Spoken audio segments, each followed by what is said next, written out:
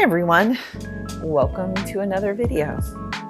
Today I'm going to be swatching the Schmincke set of granulating paint in Tundra series. I had the dot card and I swatched out all their series, and this was the one that I felt I could get the most use out of. And while I don't use it all the time, it is fun to have. So I'm going to explore kind of what the granulation does, and then we'll come up with something to paint. So let's get started. All right, so in the order that they are on the sample card, I'm going to start with orange. And I'm just going to be using my Princeton angle shader. It doesn't really matter the brush type, but I do want to be able to get enough water, because with granulating paints, you really have to kind of activate them. Otherwise, you kind of miss out on all the fun effects. So I'm going to put a kind of mass tone at the top here, but then I'm going to really add a lot of water, and I'm going to disturb the pigments so that you can see kind of what they really do, which is kind of fun. So again, I'm going to go kind of heavy on the top. And typically I don't use Schmincke paints, but they do have a nice quality to them. It's got some blue. I'm working just off on my palette on the side, and I just stuck my finger in some of the blue. Okay, so just adding some clean water. Let's go ahead and pull this down. Let's get even more water. And you can start to see, as I disrupt those pigments, some of that granulation. So some colors are more obvious than others. I'm also going to just splatter a little bit of the water in here so that you can see as it dries kind of what the granulation effects are going to be. Okay. Just adding a little more pigment again so you can kind of see the effects. All right, let's move on to the pink. So we'll do same technique here, kind of go heavy on the top. See, I got a lot of paint loaded on my brush here.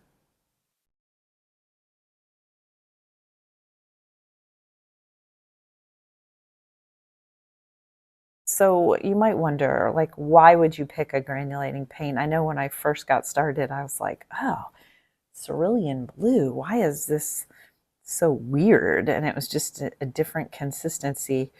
But when you want to add texture to a piece, it's really a great way. And, you know, nothing beats watercolor with the natural blends. So when you start to see some of the pigments that separate, and when you start mixing them together, it really leaves a fun effect that you can't create if you just tried to do it with non-granulating paints.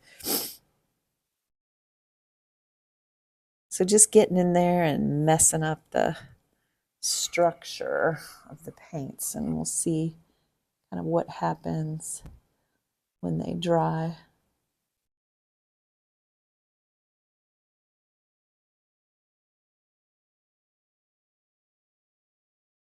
Okay, it's kind of fun sometimes if you want to take a granulating paint and mix it with, say, a phthalo blue or phthalo turquoise. You really get some fun effects. So this is the violet, super dark. I will say the texture on the Schmincke paints is really nice.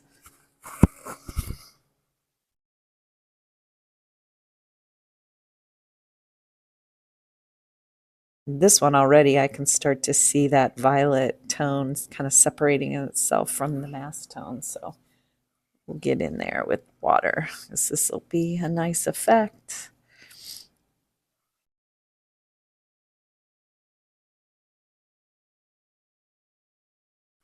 You see how it's sort of pulling away kind of in here.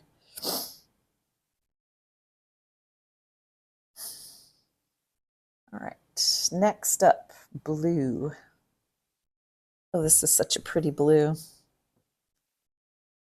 I will say, out of all the sets, I thought I would like the forest one. I paint a lot of nature, but something about this set, it just really appealed to me.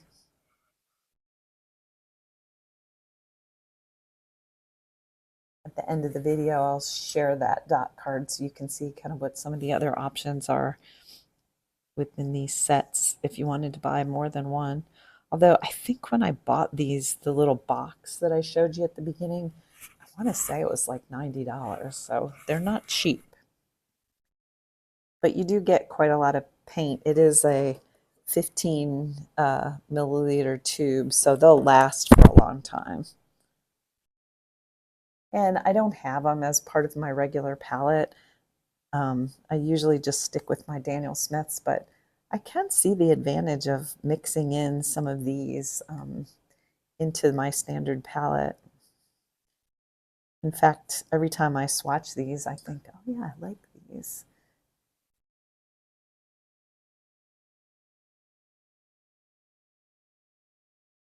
Look already at the violet, how pretty that is with the separation of the violet. It's leaving like a brown tone. In fact, what is the makeup of that? Let's see. I have to look and see what they're made of. It doesn't, I don't see that. Oh yeah, right here. PB29 and PBR6, so it definitely has brown in it. Okay, at last, let's try the green out.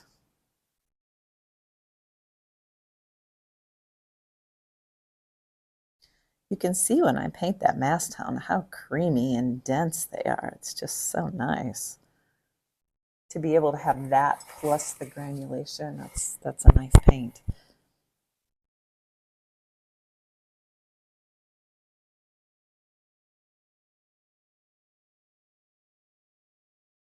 And if you'll notice, I did large swatches because if you just tried to swatch these out on a little 1-inch square, you're really not going to see as much of the granulation as giving it a little more room to come alive. It's getting in there, disturbing that pigment.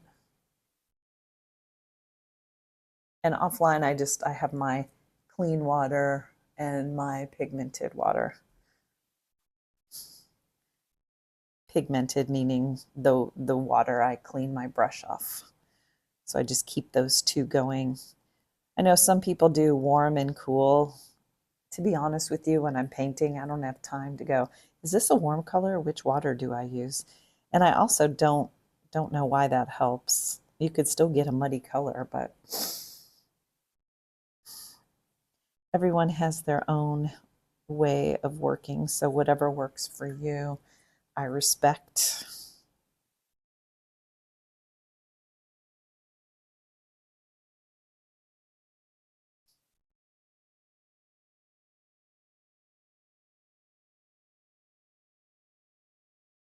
Okay, I'm gonna let these dry and then I'll come back to you. Okay, I'm back. For the most part, they're dry and you can really see, I'll zoom in here. You can really see the separation in certain ones that it's more obvious. The violet. Oh, I also added the pigment numbers in case anyone was interested. And I found it interesting as I did that, let me zoom out here.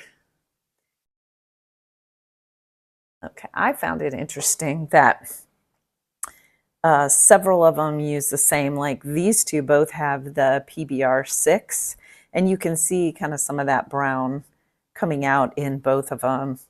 And then the, let's see, there was some other PB29, both of these use the PB29, which is the bluish. Obviously, it's violety in here, and the pink uses some of that tone. I don't know what I'm trying to say, but anyway, they have some commonality to them, which I thought was interesting because sometimes you can see different paints use the same exact pigment, and they might be single pigments, and somehow they look different. So I do find that a little fascinating the more I research and learn about pigments.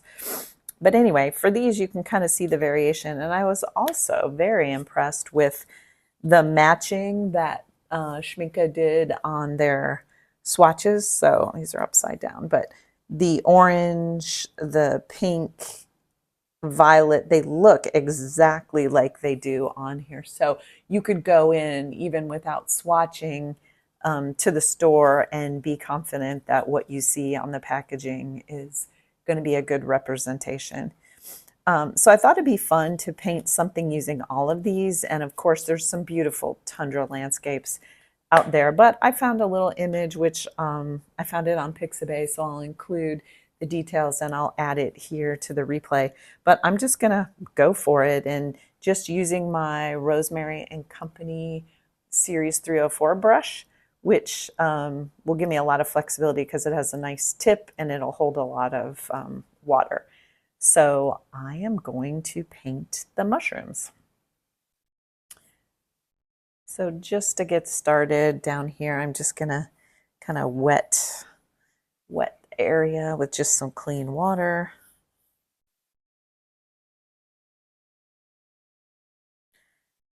And as always, I'm not being that precious with it. Sorry about the weird lighting. I put the blind down, which is causing a little bit of speckling because it was coming, I was getting too harsh shadows, so I think this is a good compromise. Okay, so I'm dampened my paper. I'm using my Fabriano Artistico 100% cotton paper. But by having a lot of water down first, we are going to get a lot of nice spread with the paints, which is what we want. So let's use some of that blue just to spread it around.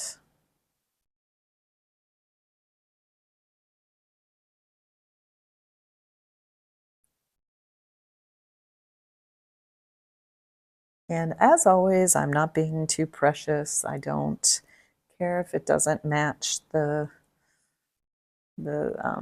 reference photo that much. I'm really just trying to have some fun with these colors. So I'm just wanting to take advantage of the granulation, spread a lot around. In fact, I might even splash some. But already these are kind of fun effects. Trying to get rid of some of those hard edges. Okay, going in with the green.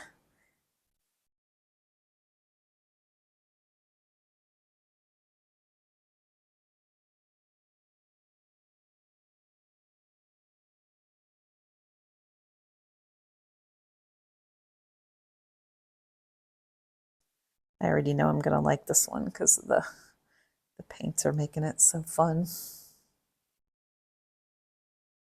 I see more yellow in the image, but I'm not going to worry about it. I'm just going to go ahead and use what I have here and hope that when I kind of add some of this water, I can get some of the brown to show up.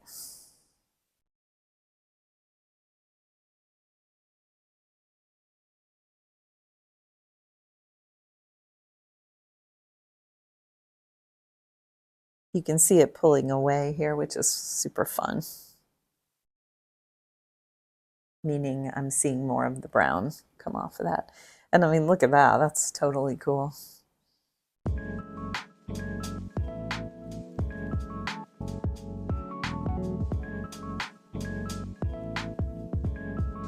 So to really push that, just like on the swatches, I'm gonna go in and disrupt, maybe do some more of a little splashing.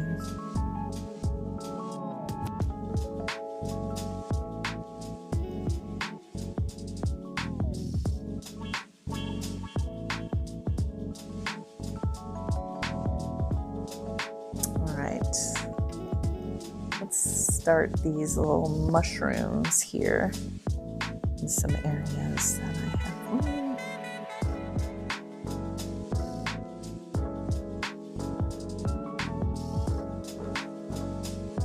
And you can just lift off some of the color. They are going to work nicely with you.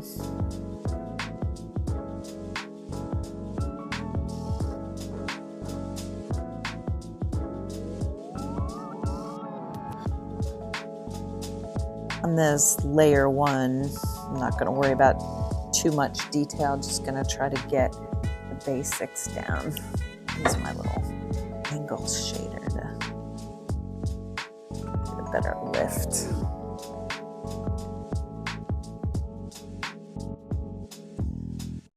And then there's a clump of them down here.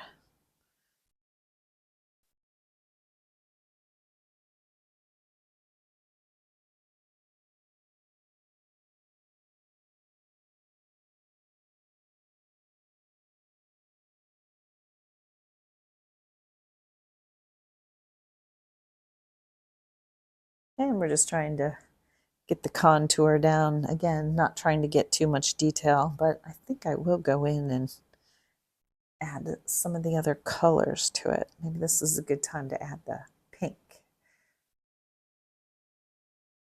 Oh, you know what? That was pink that I added.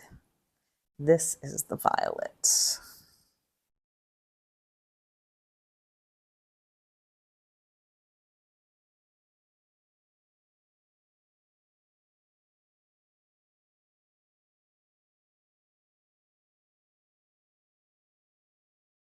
This brush is awesome. It holds a lot of water, so it's nice for these paints. I just have to be careful not to overdo it here. Okay. One little guy over here.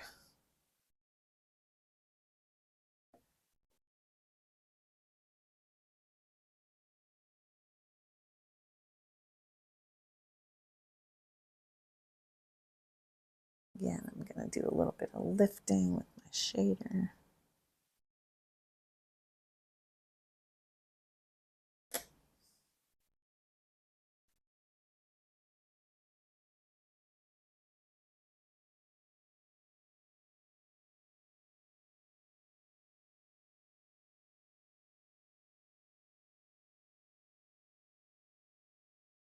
All right, we're getting some fun action here. Okay, what haven't we used yet? The blue, the green, the violet, the orange. Okay. I do see a couple of orange specks kind of around. That might be kind of fun. Splatter.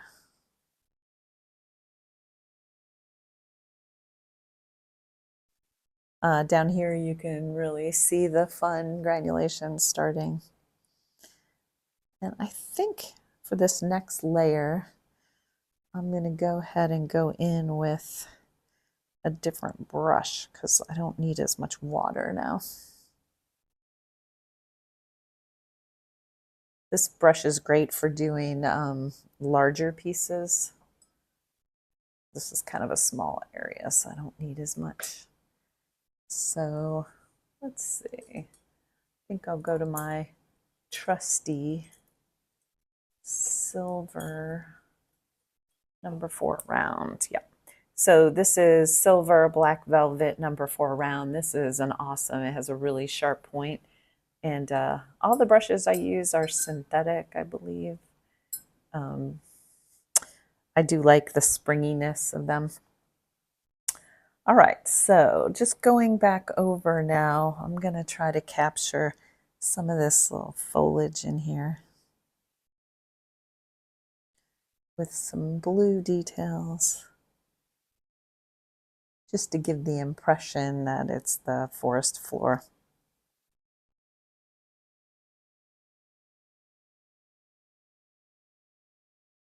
And the more you dab and add water, we could even do some of that in here. We'll get more of that cool granulation.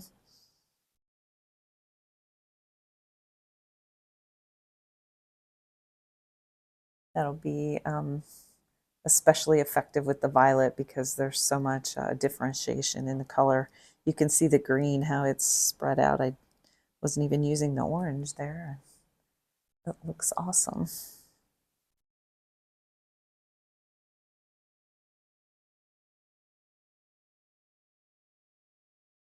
Get some more fine lines in the grass. You can see picking the right brush makes such a difference. The other one not giving me, even though it does have a point, because it holds so much water, I didn't give as much definition.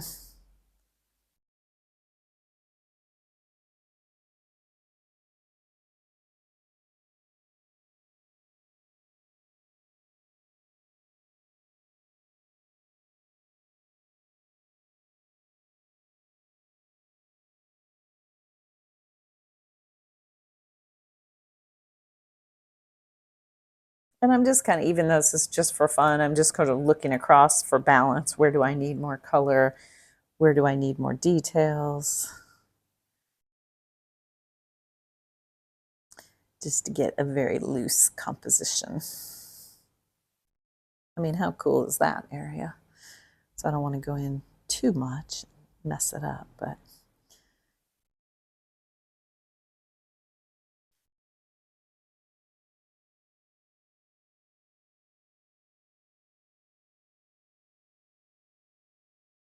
by taking advantage of some of these white spaces, just by putting some thin strokes, it implies that there's a lot more grass and that's light hitting it, which is kind of neat.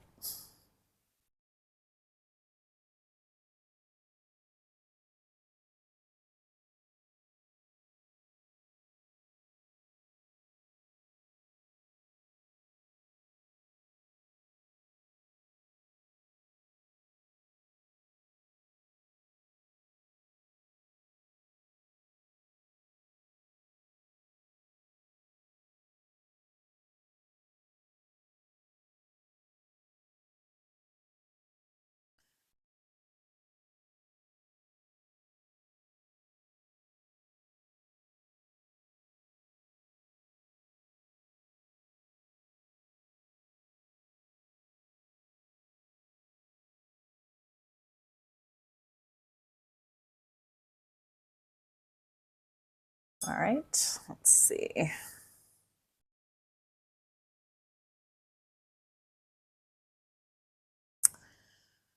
think we need a few more details in here.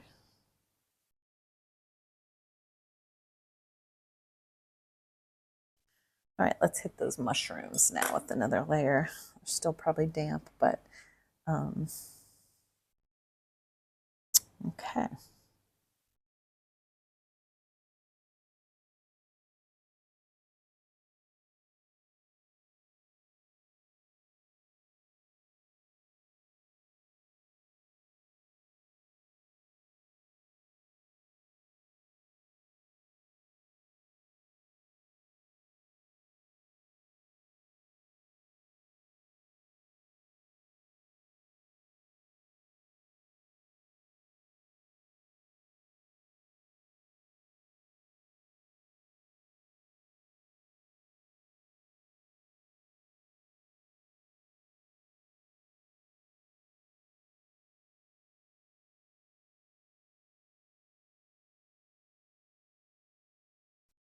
I don't know, you really can't go wrong. These colors are mixing so beautifully.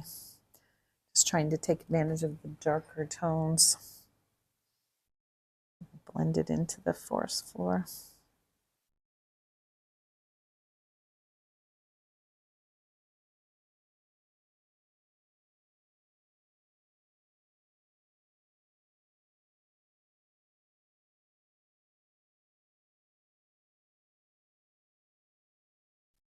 When it dries, I can go in with darker here to make that mushroom pop off a little more, but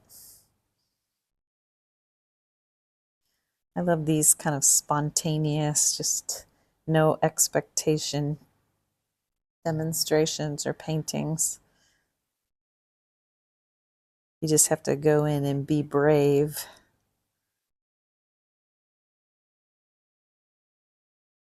And you know, if you make a mistake, it really doesn't matter. Picked up a big piece of pigment there.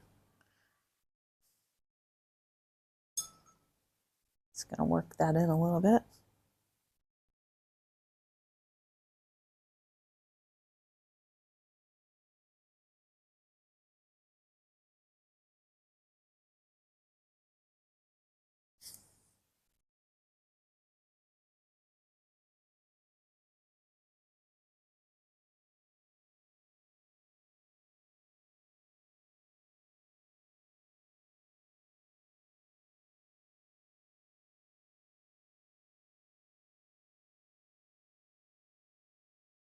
Kind of missing some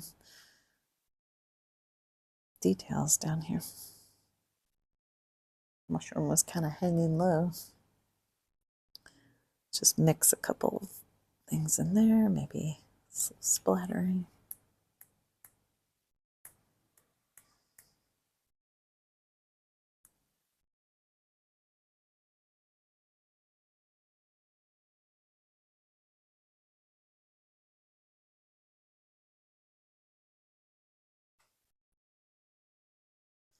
You can see where the water is settling here. I get a big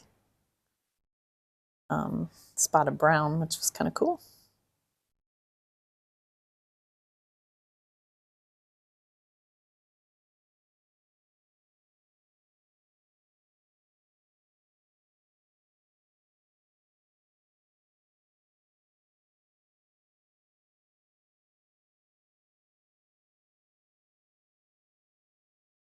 Not sure that added anything to it, but just spread it around.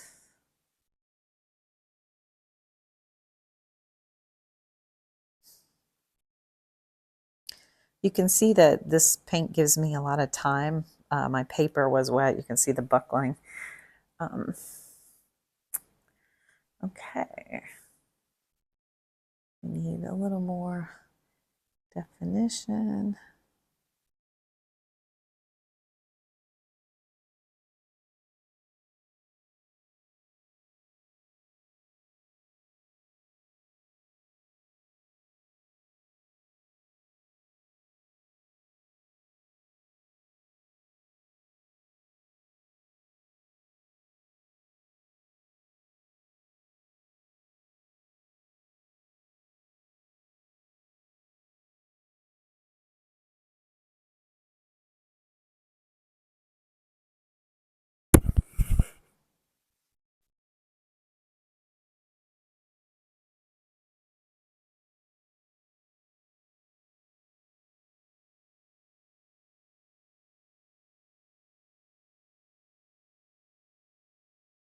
Blues are always great for shading. When in doubt, some variation of blue helps things pop. Same with the violet here.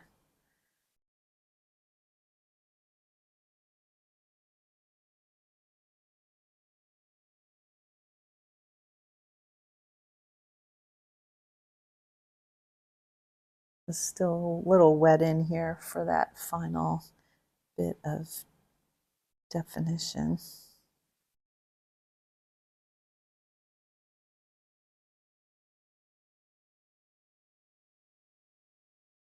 I hope you see the potential in these paints, though, and how fun it can be, and that you experiment. Even if you have a regular palette where, again, these might not be a part of your regular palette, but, you know, being able to pull them out every now and again is kind of fun. And just for final step, I'm going to add trusty white gouache, which is, I'm going to use my Daniel Smith gouache. And I'm just going to use it right out of the tube with the small brush, because I found whenever I put it on my palette and I try to introduce it, it just sort of disappears. So here we should get a nice, yeah, nice little highlight.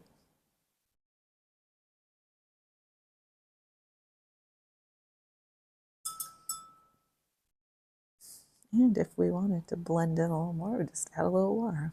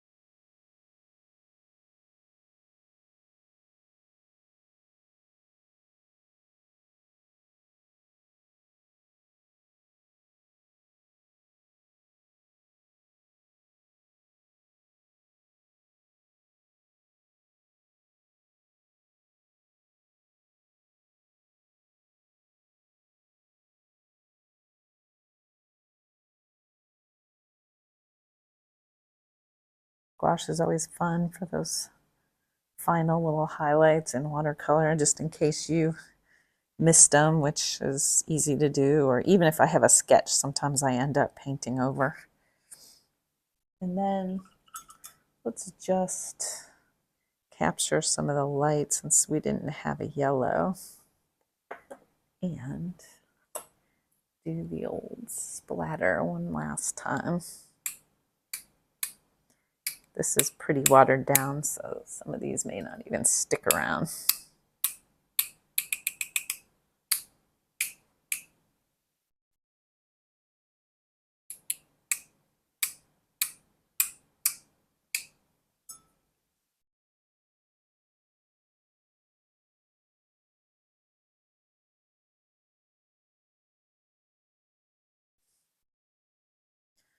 All right, I like it.